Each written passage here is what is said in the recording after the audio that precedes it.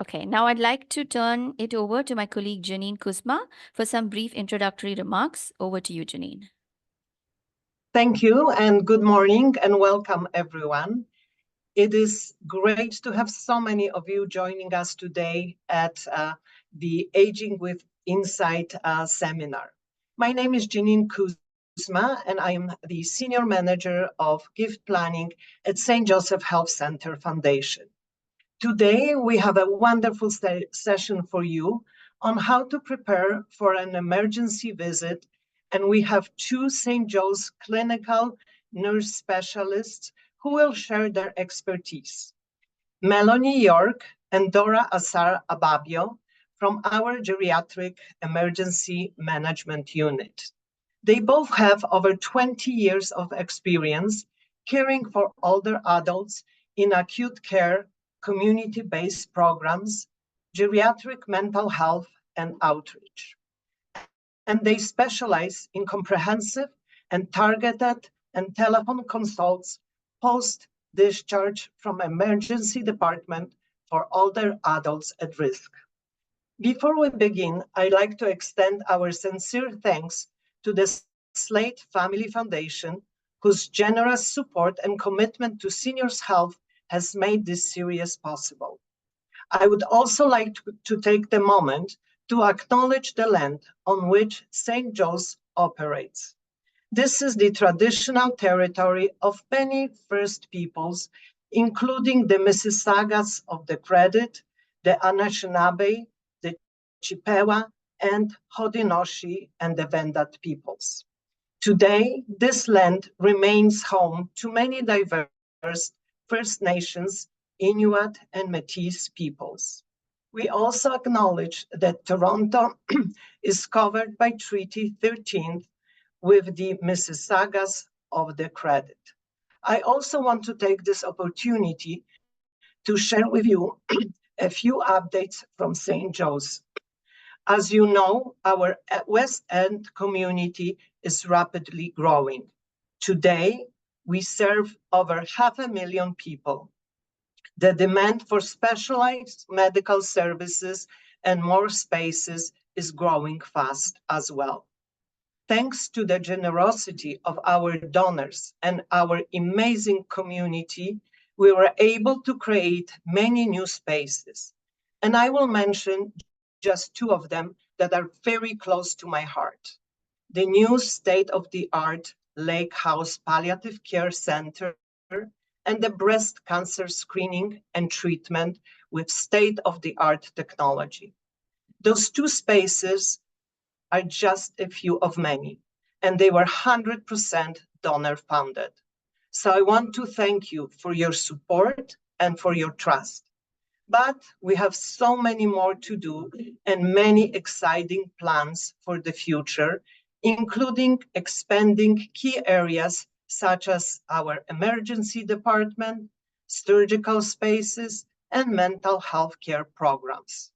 If you would like to learn more about our exciting future plans, or make a donation, or include us in your estate plans, please connect with me. My contact information will be on the screen at the end of the session. You can also see the impact our community is having by visiting supportstjoes.ca. Now, please welcome our speakers, Melanie and Dora.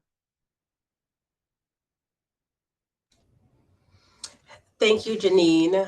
My name is Melanie. I am one of the two geriatric nurse specialists who will be presenting today. I really appreciate your time. Before I begin, I just want to say that whenever we state geriatric emergency or emergency department, sometimes we say ED, kind of a slip of the tongue. So if we say ED, we also mean emergency department. So for our presentation today, Dora and I will speak on the first half and Dora will speak on the second. So today we will talk about how to prepare for an emergency visit.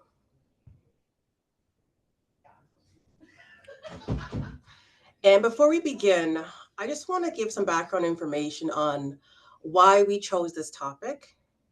And we just noticed over several patients, I said years of patient encounters, we realized that there was a commonality what patients or caregivers have stated to us, and that was, I didn't know, or I'm not prepared, or I don't have enough, and nobody told me. And this is over the series of like hundreds, thousands of patients we've seen over time. And that's just the common denominator of what we notice. And we're wondering if we can just share some ideas, some practical ideas, but also some takeaways. So to support a better emergency department visit. So let's begin. So why do we prepare? Now, most important, you are the most responsible person for your own health. We have family doctors, we have subspecialists, we have aunts, we have uncles, mothers, fathers. But at the end of the day, the person on the health card is the most responsible for your own health. We want you to be informed to make the best healthcare decision for your health. We would like to be prepared to reduce some anxiety and stress that happens when you enter the emergency department. It's important to make life decisions before the stressful events that loved ones can be aware of and be advocates at the right time in the right place. It's helpful to prepare to minimize caregiver strain decisions. And that's really important because if your caregiver does not know what your life decisions are, they can be very, stressed out and feeling uneasy about making the decision for you on your behalf. Last but not least, why wait for the storm to hit? So this summary here, based on our experience at St. Joseph Health Center, emergency departments, and other departments that we've worked in the past, these are the most common conditions that seniors commonly present here. And the list includes hypo or low blood pressure, or hypertension, high blood pressure, cardiac and vascular disease, nutrition and wasting dysfunction, infection, renal disease, and movement disorders.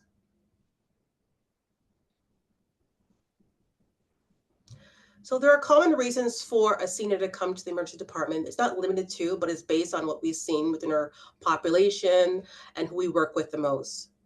So common reasons for an emergency department visit is an acute or new change in a person's health or physical function requires immediate medical intervention. Chest pain that's related to heart attack or stroke-like symptoms. Falls or a trauma like a motor vehicle accident. Abrupt or new confusion. A lot of cases we encounter people who have new pain that cannot be controlled that subsequently impacts a person's function on a daily basis. So knowing that we work with seniors, when I say seniors over 65, but we even see much older, and that's just the norm in our society. And seniors are the fastest growing subgroup in Ontario. They surpass population's subgroup 0 to 14 of age. We are living longer. By 2046, 4.4 million people will be seniors over 65, and that's 20.3%. As this is our reality, 25% of Canadian Ontario population will be over 65. So we're doing something right. We're living longer, but at the same time, we have to expect people who are older coming to the emergency department will be a larger population.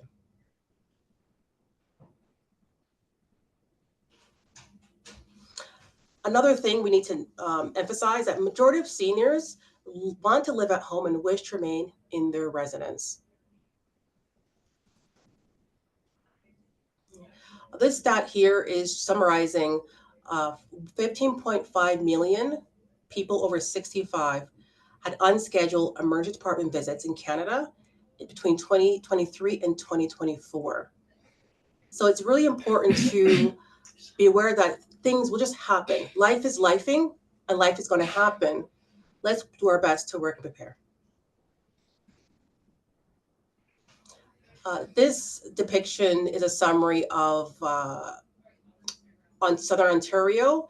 It's from the Ontario Ministry of Finance, and basically it's summarizing since 2017 and going forward to 2041, it is the largest group of population.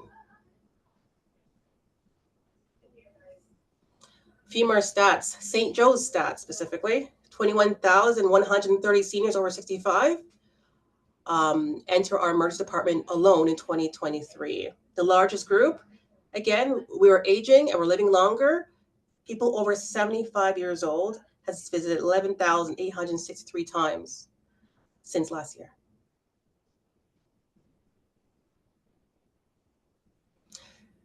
So now that we know why it's important to prepare, and it's expected that likely our family member or friends might enter the emergency department as we're aging and aging well, there are some incidents that might happen in the meantime. So we have to debunk some myths about the emergency visits as well to prepare well.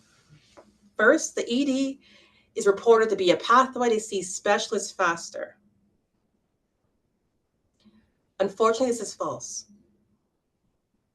So people may see a specialist in the emergency department, but it's based on the urgency of a situation.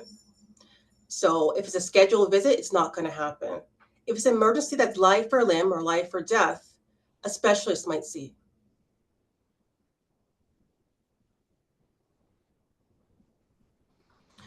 The emergency department can resolve chronic conditions, for example, long-standing pain or asthma.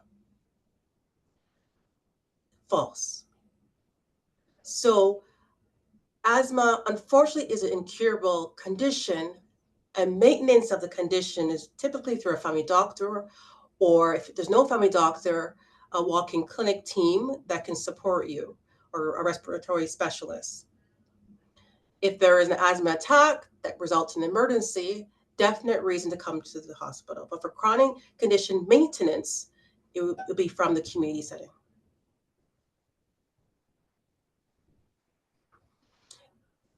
Another myth, it's always safer to remain in the emergency department instead of returning home.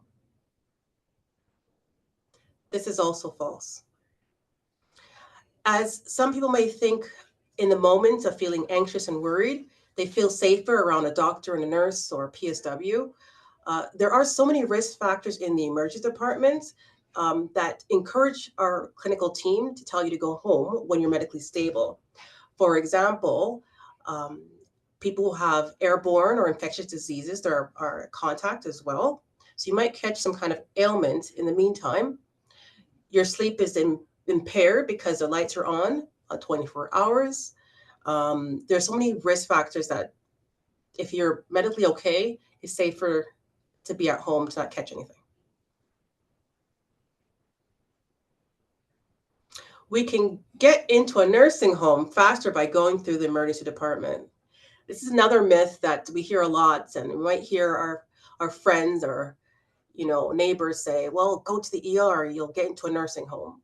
This is false because the gatekeepers for a nursing home application and acceptance is through a community agency called Ontario Health at Home. And they're the ones who put the applications and prioritize people across Ontario. The next myth, I hear this one a lot.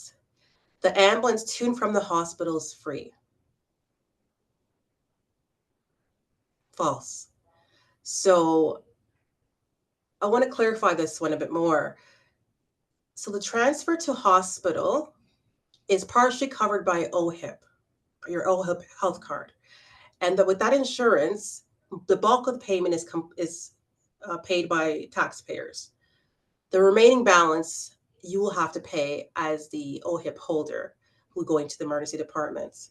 The cost is $45. And that charge, gets sent to your home by mail, and there is a time frame to pay the $45 when you use the the ambulance. It's standard across the board for everyone who uses the ambulance system in Ontario.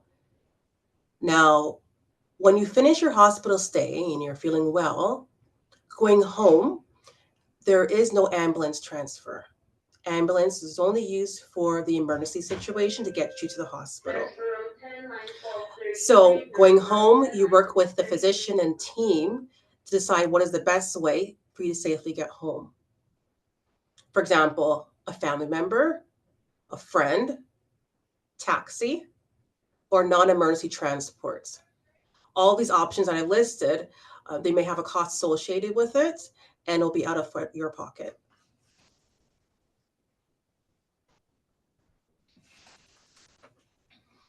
So now we debunk some myths that we commonly hear in the community to prepare for some realities as well. First reality, first come, first serve is not existent in the emergency departments. So it sounds weird because when you go to a walk-in clinic or an urgent care, you get a ticket and you sit down and you're next in line. So that is normal in the community when it's not an emergency because everybody's deemed not life or limb.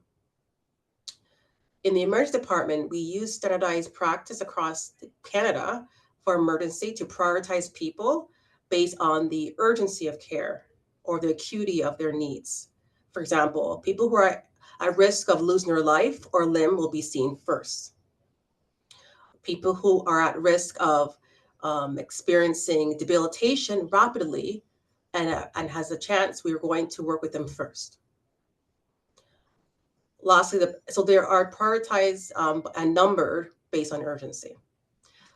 Other realities, patients are seen in the emergency department based on national standards, and we talked about it briefly about that. The average length of stay in the department is 7.7 hours. It's quite a time, but we're waiting for certain tests or the investigations, or somebody came in who's at risk of losing their life or limb. We'll prioritize it sometimes. Certain tests requires no drinking and eating for 8, 12 plus hours for best results. So you might feel a little bit hungry. Beds are scarce, with plans to prioritize those who need them most. And as earlier, it's noisy with lights on 24 hours. It's quite uncomfortable and uneasy. Environment-induced delirium is at risk for those living with dementia and sitting in our emergency departments. So, going through our stats and expectations of our growing and expanding population for our seniors, going through realities and debunking myths, I think we're ready to prepare for emergency visit. And there's a few things we'd like to go through. You can use a pen, paper, but most importantly, these resources we're sharing will be provided to St. Joe's Foundation to share with you for future reference. So before an emergency department visit, it's important to prepare for a ready-to-go bag. This bag includes all medications, over-the-counter, vitamins and minerals, allergies and reaction lists, family physicians' names and contacts, lists of specialists and their roles that are involved in your care, emergency contacts with a caregiver with their phone numbers, a change of clothing, underwear, personal care items, and a plastic bag to put wet clothes if needed. Private healthcare information, if you do have, it'd be great to place in this ready-to-go bag. For example, even though OHIP pays for your overall services in the emergency department, some things are not covered under OHIP. For example, crutches or air boots if somebody had a fracture. That's unfortunately not covered under OHIP. They'll require a cost. And with that cost, it's important to have a little bit of cash on you as well, or a credit card.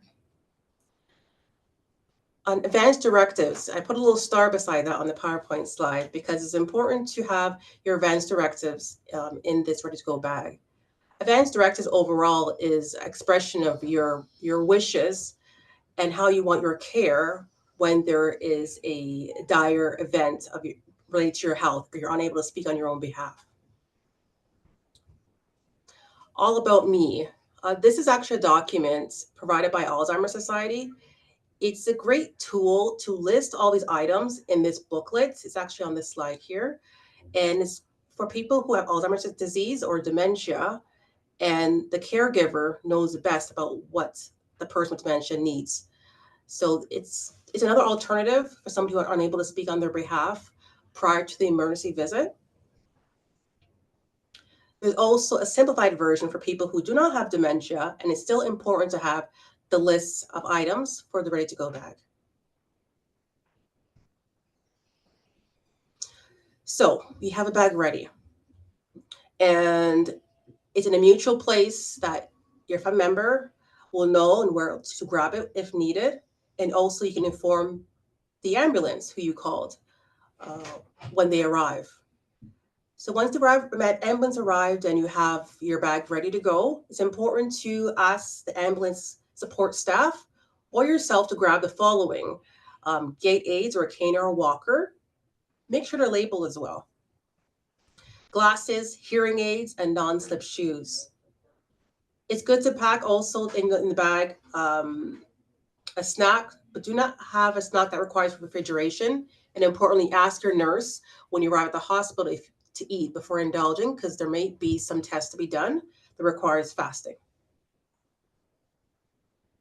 Keys to your home and money for post-discharge transportation is important to have. And bring quiet activities, stimulate your mind, like an iPad, tablet, e-reader, cell phone with a charger, or crossword puzzles. It's going to be likely a long wait on average. Some may stay longer, some will have a shorter visit, but to keep yourself occupied.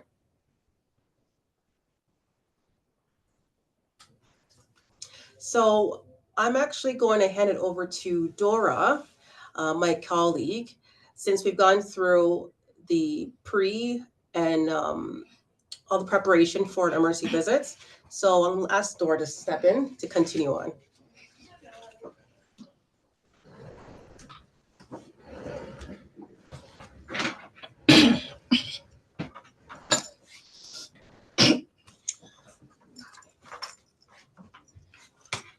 Hi all, this is Dora here, one of the gem nurses. Sorry, my voice is a little bit hoarse today. Thanks, Melanie, for walking us through the trending statistics for our seniors in our community, and also providing us with practical advices on preparing for emergency visits. Sorry. I will be diving into some things that we need to take note whilst we are in the emergency room. If we've prepared, we've gone through, the ambulance picked us up, or we walked in and we are in the emergency department. It is very important to ask your loved one to stay with you in the emergency room if they are available to serve as your advocate. With or without dementia, acute illness can induce new confusion, agitation, and withdrawal whilst you are in new environments such as our chaotic emergency rooms. So the presence of a family member or a friend creates social and cognitive stimulation as well as provide comforts. We advise that you have to be very concise and focus on the reason for this visit alone when you encounter any of the healthcare disciplines. You also, we encourage you to talk about your advance directive that inform the healthcare providers of your resuscitation measures within your preferred limits. So if after you've gone through all the process and the tests and the treatment in the emergency department, it's time for you to be discharged home if you are not admitted to the hospital.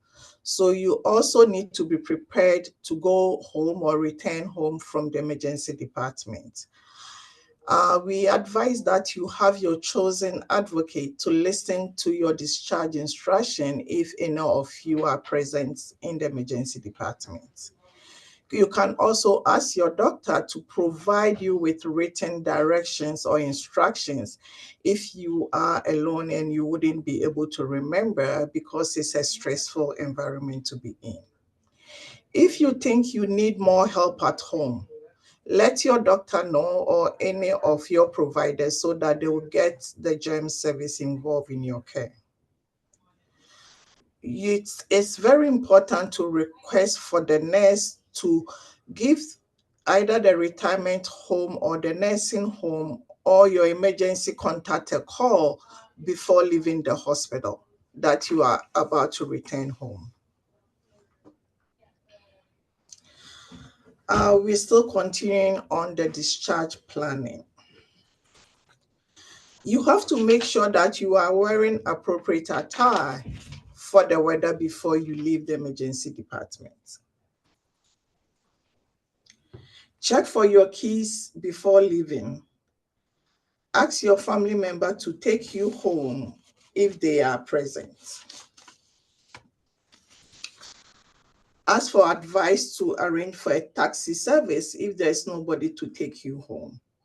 Or ask for assistance to arrange for paid transportation.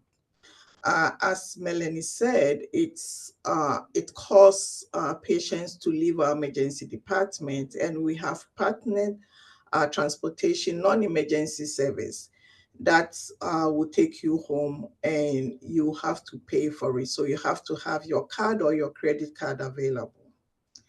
It is very important to review your discharge package after you've received it with the nurse or the doctor who provide that discharge package for you. You need to take initiative to notify your family doctor of these visits to the emergency department and arrange for a follow-up visit or arrange for a follow-up appointment with your family doctor within 1 or 2 weeks after your visit to the emergency department.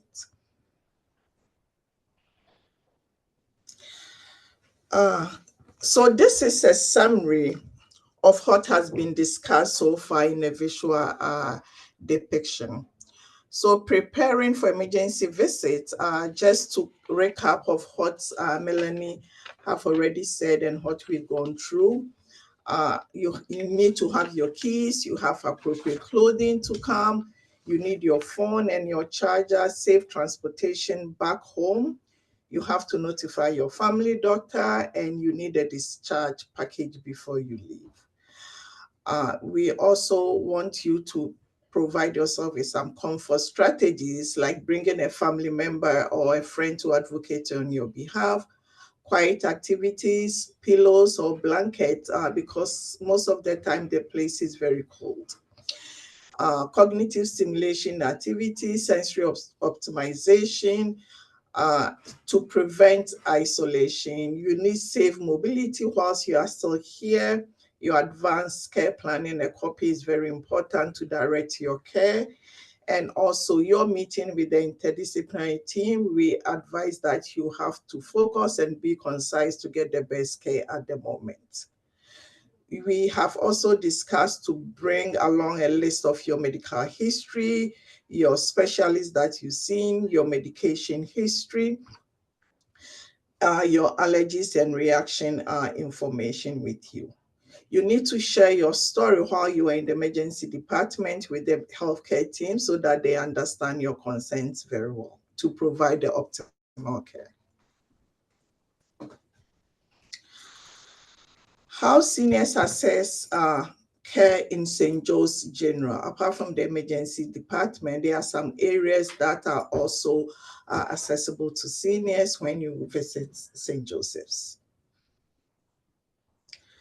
So as we've already introduced ourselves, we are a geriatric emergency care service provider. So we are in the emergency department. So anytime you come and you need us, there will be a referral for us to come and see you. We consult 7 days a week from 8 to 8 p.m. Monday to Friday and 8 to 4 p.m. Saturday and Sunday. We have four of us, two in the weekend and two during the weekdays. Sorry for the background noise. Thank you. We also have inpatient geriatric services and inpatient psychiatric services, which also are in hospital 7 days a week. Sorry for the background noise. Clinic for Healthy Aging is an outpatient clinic for seniors. It's multidisciplinary team and they provide holistic care for seniors who come to St. Joe's. We have mobile geriatric outreach team who visits the community, and also mobile geriatric psych team who also goes to long-term care homes, retirement homes, and the community. There is also nurse-led outreach team who are specialists who see seniors in long-term care home with medical illness that can be resolved for them without bringing them to the emergency department. This is an exciting news that is coming to St. Joe's. We are creating a geriatric zone for seniors who visit our emergency who will require special care. This zone will provide comfort and optimized care of seniors who comes to St. Joe's emergency. So we encourage you to look up for it. It's coming up soon, maybe, and it's going to be launched in November. This senior-friendly emergency care zone is based on the foundation of senior-friendly care, and it will help us to improve patient care and experience and provide comfort whilst you are here. It's also safety and security. Priority and dignity is also going to be promoted. You're going to have accessibility and cognitive support whilst you are in this zone, and it also promotes and improves clinical workflow and excellence in practice. These are some resources that are also available for seniors in the community. We have the seniors helpline that are available 7 days a week. So you can call this line if you are in doubt and you need any support at home. Ontario Health at Home, formerly known as CCAC, is also in the community, and their number is on the screen, and they provide home services for seniors at home. Advocacy for Elderly Care is a community legal clinic for seniors with low income, and it also provides brief legal support. We will also add the Advanced Care Planning Center information that can be accessed through the foundation for people who don't have advanced care planning in place. This website will help you in planning for your advanced care. Continuing on community resources, there's also senior safety line that you can also call if you are not sure, if you feel your life is in danger and you need immediate support. Ontario Caregivers Helpline for seniors or caregivers who are taking care of an elderly person. They provide us on the spot support, information, and also redirection to other resources that can help you manage your caregiver role.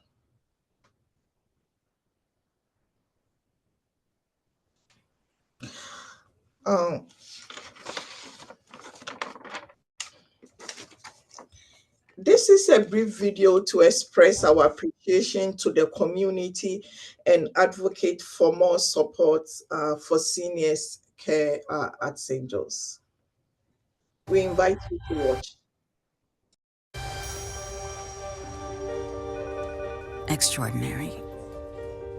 It means more than merely more than ordinary.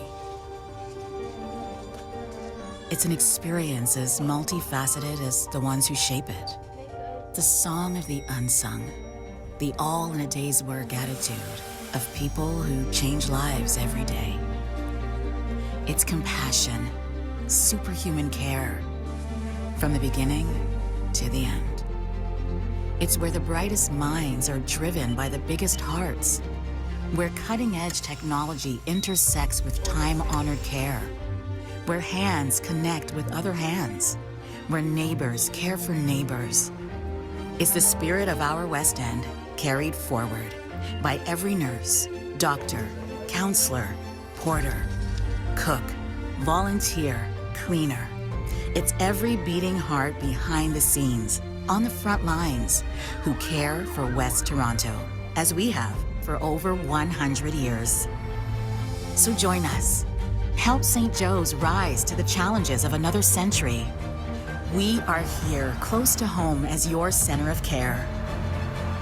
Along with Unity Health Toronto, we're ready to raise the standard of what is possible.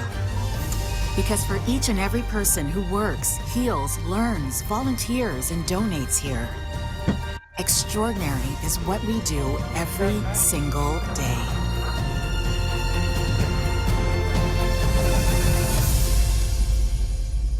Welcome.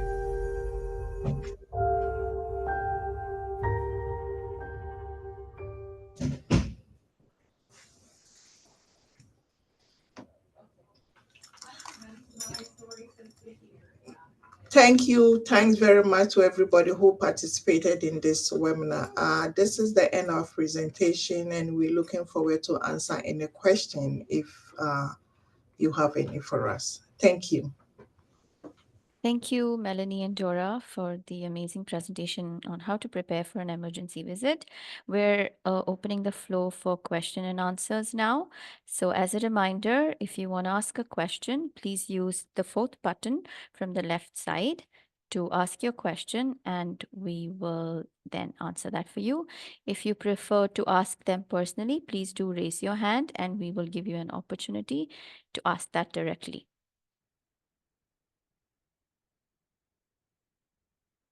Okay, John has a question.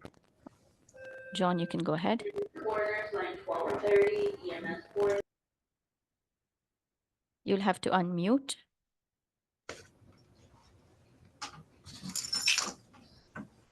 You hear me? Yes, we do. Yes, we can. How do you get a list of what you mentioned? Is there some printed material of the list of things to do? You know, you had that list of what to put in the bag, etc. Hi, John. Thanks for joining in. Great question. So Dora and I submitted this presentation to St. Joseph Foundations. So I would like them to share it to the community. So it's all free resources for you. We'll ask the foundation to see where they'll place it. I'm sorry, how do I get a list? Mm-hmm. So I'm just going to ask the foundations team. We can email it out to foundations, and then we'll ask foundations to send it to you. Did you sign up today with the email? I signed up, a couple of days ago. Yeah, so Is we it will possible? use your email to then send you this deck and also a recorded webinar, so you can reference back to that. Okay. Thank you. I have another observation.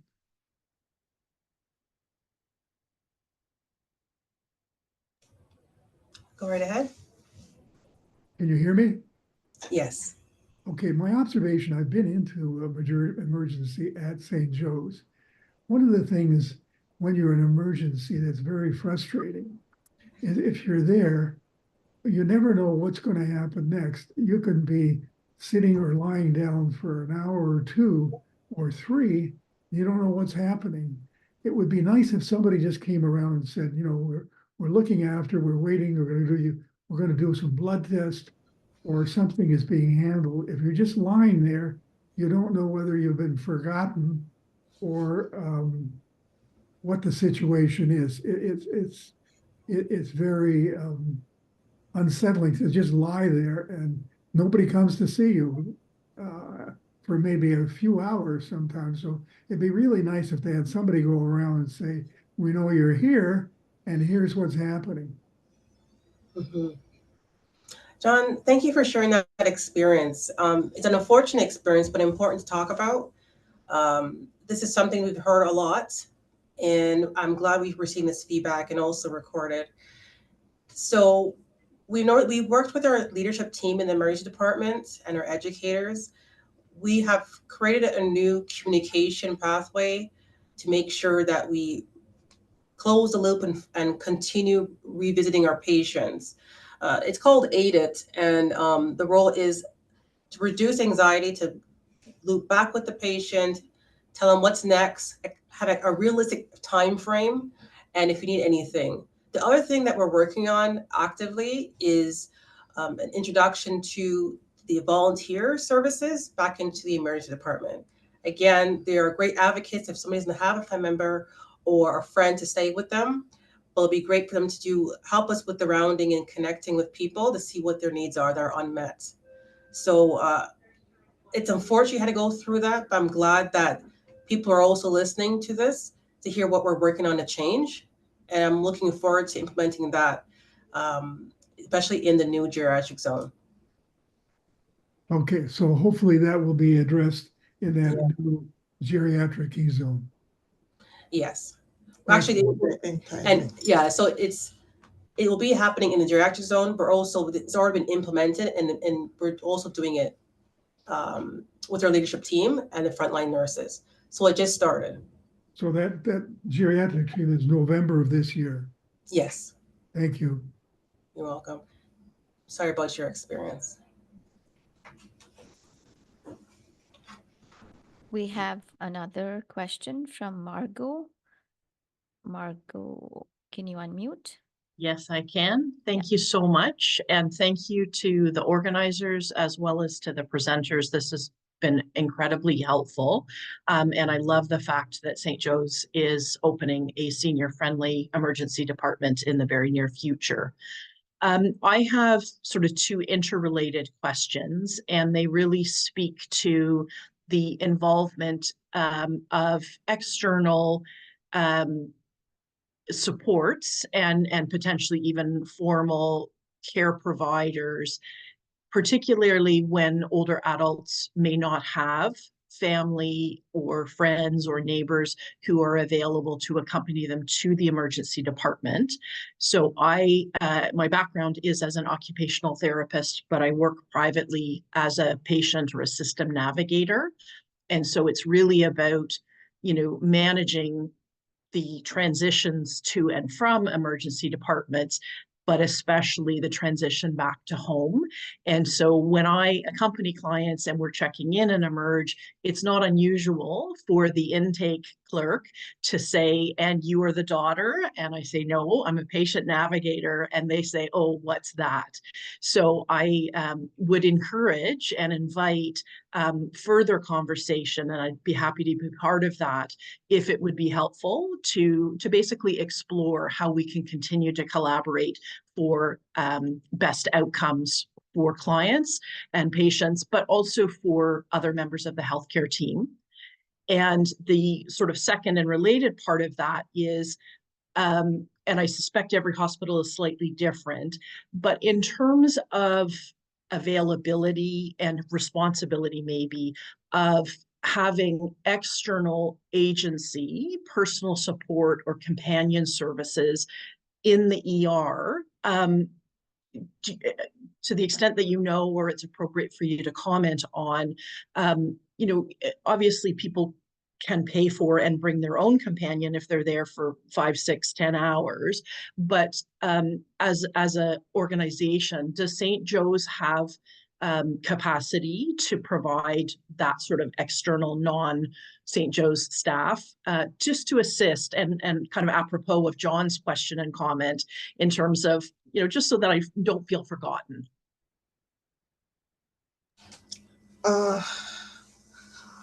Thanks, Margot, for your question. I think your first statement is very important. We've taken note of it, and we will relate it to our education department, uh, so that it's supposed to be an ongoing education, and the staff are supposed to be aware that it's not only children or wife or neighbor who comes with our elderly people to the emergency, but we also have navigators and support system in the community. So thank you for bringing it up. We will let our educators know about this issue. Great. And also about caregivers or private caregivers, St. Joe's don't have the capacity for this kind of services, but we always encourage people to bring family members, caregivers, neighbors, whoever can be present to be their advocate because of the stressful environment that we are in. CCAC have caregivers. We have other agencies in the community who also provide private caregiving roles. So we encourage individuals or seniors to contact these agencies. We can provide information on these agencies through the foundation that can be accessed, so that if anybody needs private caregivers, they can contact them to be their advocate in the emergency, which is very helpful for us in terms of getting collateral and also planning patient care. Yeah, And just to wonderful. add, in regards to family, friends, care navigators who want to provide support for the person who is in the emergency departments, as long as you do not have any viral or contagious symptoms and you're generally well that cannot be transferred to anybody else, you can do your own self-screening, like as per public health. You can come in to the emergency departments and be that advocate and support. It's importantly to identify your role to the care providers so we can work with you guys and together for the main person who is in the ER. Great advice. Thank you so much for hearing. Thank you.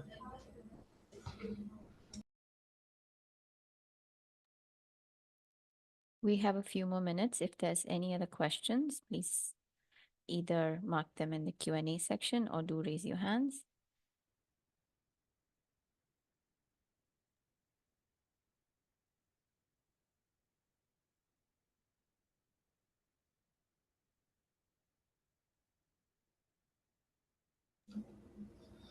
I think we see Margot's hand. Is that a new hand? Yes, it is. Thank you.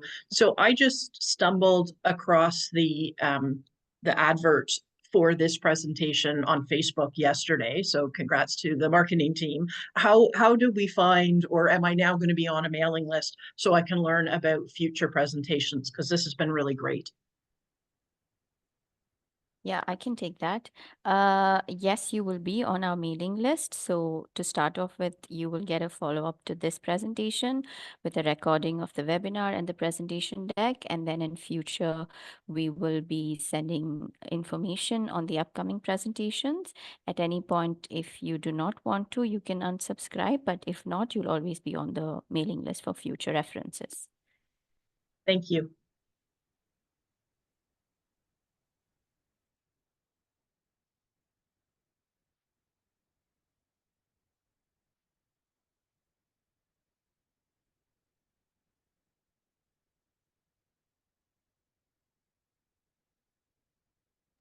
I think we don't have any more questions. So I'd like to pass it on to Janine for a few. Oh, sorry. I just saw one more hand. Angela. Angela, please unmute. Okay. Hi. I just want to ask, is this St. Joe is in Toronto? Is it same as the St. Joe's in Hamilton? Hi, Angela. Do you hear me? Yeah. Hi. So this is St. Joe's. There were two different institutions. Oh, They're hospital. We're both hospitals, but two different institutions. So we're St. Joseph Health Center on a Unity Health Toronto, and we're partnered with three hospitals. St. Michael's Hospital, downtown Toronto, Oh, I and see. Providence Health Center in Scarborough. So all three of us, we bunched together. So as it's not the unified. same, it's not same as St. Joe's Hospital in No, Hamilton. no, we're not. We're called Unity Health Toronto, and we're I separate see. from St. Joseph's in Hamilton. And the other question I want to ask is, there is a hospital is called urgent care, and is urgent care hospital the same as Orangery Hospital? Because the name is St. Joseph Urgent Care Hospital. So urgent care hospital is saying, so anything is emergency or urgent, then you can just go to them. You don't have to go back to the actual hospital or whatever the surgery that you, if what happens is a patient have the surgery, they discharge him. And then after discharge, when he go home, and at evening he's not feeling good, and then he has to drive all the way to the hospital that he has surgery, and then it needs to wait for so long, almost 12 hours before they see him. So if it's something emergency, you can go to any hospital, right? Yes, Angela, you are right. It's unfortunate that the person has to wait for that long, but you can go to any nearby emergency in your vicinity if there's an emergency situation. This is a different situation because the surgery was done in a particular hospital, so maybe the patient feel comfortable going to the same place where the surgery happened. But in future, if you have any emergency, you can visit any emergency hospital. Hospital first, and Any if they closer need hospital. to, Yeah, then but they will send you back to the hospital, right? there are special emergency hospital can address any emergency situation. But your situation, because it's a surgery and it happened in a particular hospital, and the specialist who did the surgery is in that hospital, that person will be easily that specialty will be easily accessible from the same hospital. But what we are emphasizing is you don't need to drive all the way down to a particular emergency. Because any emergency hospital within your vicinity can address your emergency needs. Okay. And I just want to add on, when you have an emergent situation that puts your life at risk, it doesn't matter which hospital, get to it soon as possible. That's the key thing for takeaway. You go to any emergency department to address your immediate needs. Okay, thank you. I have a question. Go ahead, John. Yeah, I'm just looking at my notes. In terms of bringing things to the hospital, did you mention pillows and a warm blanket? I noticed that when I was there, they do provide a blanket, but are you suggesting we bring our own pillows and blankets? Not necessary. Some people want to have their own comfort and they prefer to have their own blankets. We have blankets in emergency that is warm and we can provide for you if you ask anybody. Pillows are scarce. So if you are somebody who requires a pillow, we advise that you bring a pillow with you when you are coming to the emergency department. If you're okay with our blankets here, we have warm blankets that we provide if you request for it. And multiples. And multiple of them. We don't have shortage of blankets, but some people have specific blankets and things that make them comfortable. So we advise, since you're going to be here for a longer period of time, anything that brings you comfort, we advise that you bring it with you. Yeah. Or it reduces any anxiety. If that particular blanket or heated blanket of some sort, it makes you feel better any way possible, why not bring it? Yeah, well, I think that pillow is an important thing. I noticed when I was emergency, pillows are at a premium. And I thought next time I come, I'm gonna bring my own pillow because Good. Yeah. it was very hard to get a pillow. I know. Yeah. We have time for one last question, and I think it's Marilyn. Marilyn has a question.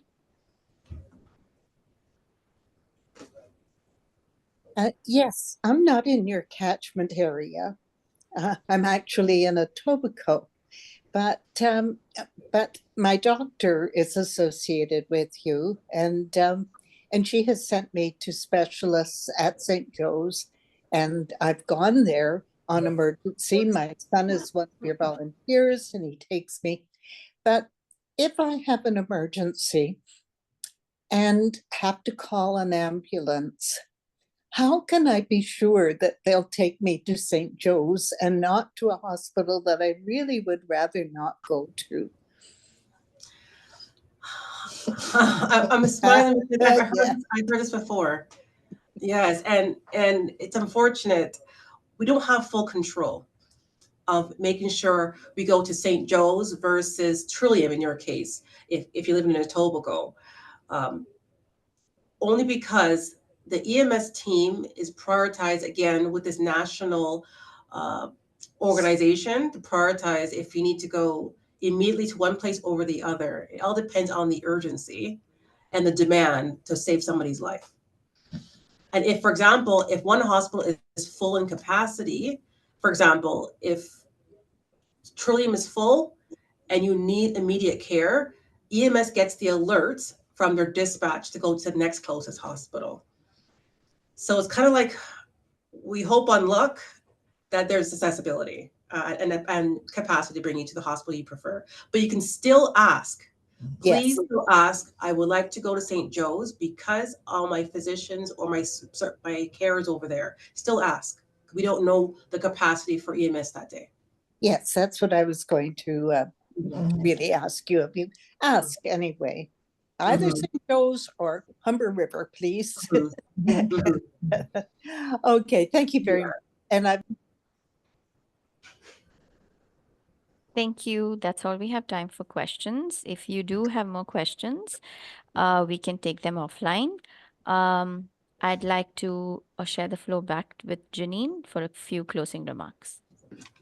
Thank you, Amrita, and thank you, Melanie and Dora, for a very informative presentation.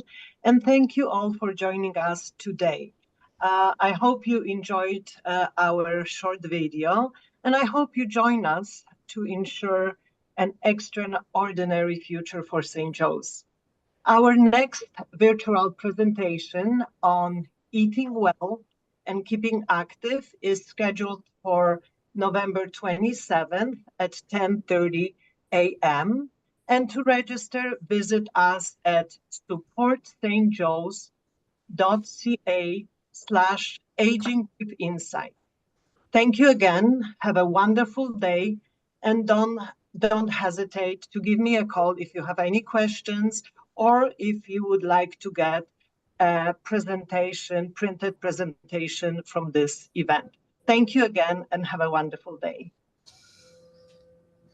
Thank you. Thank you.